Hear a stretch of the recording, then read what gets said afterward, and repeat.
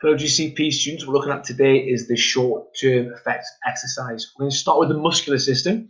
Now basically the short-term effects of exercise means that when you start to exercise, how does your body respond and how does the body change, what effects happen, and also if we're also exercising and we increase our intensity, what will happen in the short term. So literally at that moment, what will happen to our body.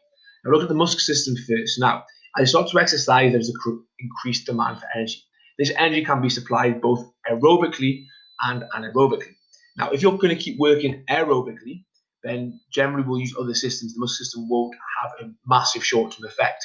However, if you're working anaerobically, there'll be a bigger effect. So, as the intensity increases and the anaerobic system starts to work, we use anaerobic energy production. This will lead to muscle fatigue due to the increased acidity in the cells, meaning that in the muscles, creating fatigue. You'll also get a lactate accumulation. So lactic acid will start to build in the muscles due to the lack of oxygen being present. And so we'll start to get that feeling of pain happening. Okay, so we'll get muscle fatigue and we'll get lactate accumulation.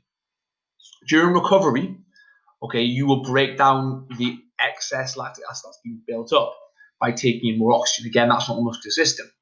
But what you will do is you get something called an oxygen deficit. Oxygen deficit is that you were not able to get enough oxygen that you needed. So when you're in recovery, so when you start to rest, you will still be breathing heavier for that to happen. Okay, a couple of questions here. So key terms first. Okay, muscle fatigue when the efficiency of the muscle drops, reducing the level of performance. Lactate, a chemical formed through anaerobic respiration, and lactate accumulation is a buildup of lactate causing pain in the muscle. Muscle fatigue relevance to a performer.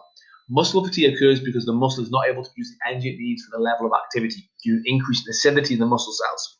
This increased level of acidity interrupts the normal process of energy production, meaning that the muscles have to reduce the intensity they are working at and they need recovery time. That's why when you sprint in football, for example, you need a little bit of time to recover afterwards before you can sprint again. You can't sprint unlimited period of time.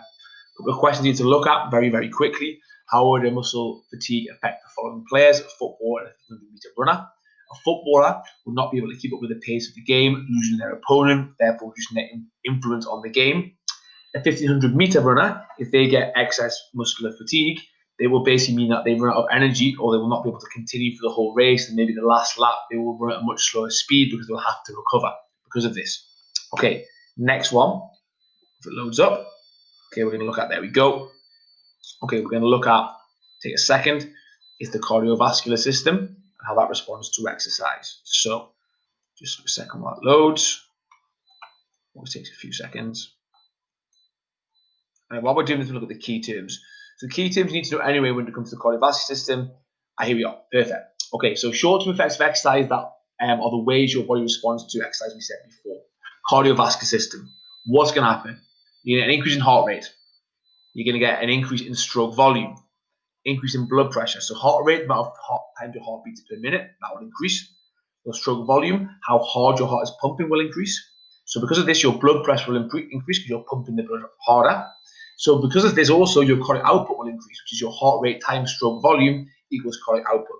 If you're an exam question, how does the cardiovascular system respond to short-term effects, the cardiovascular system of exercise? Heart rate increases, stroke volume increases, and so because of that, cardiac output increases, because cardiac output is literally heart rate times stroke volume. We'll also get vascular shunting, so we'll get redistribution of blood towards where it needs to go. And respiratory system, deeper breaths, faster breaths. Because of this, more gaseous exchange, and we'll also get an increase in tidal volume. Oxygen deficit will also occur, depending on the nature of the exercise. These changes mean respiratory and cardiovascular systems work together to help perform the decreased demands of exercise. Because when we're exercising, we need more oxygen, we're going to get all these things happening. So we're going to get our increased heart rate to pump more oxygen, our breathing rate is going to increase to get more oxygen in,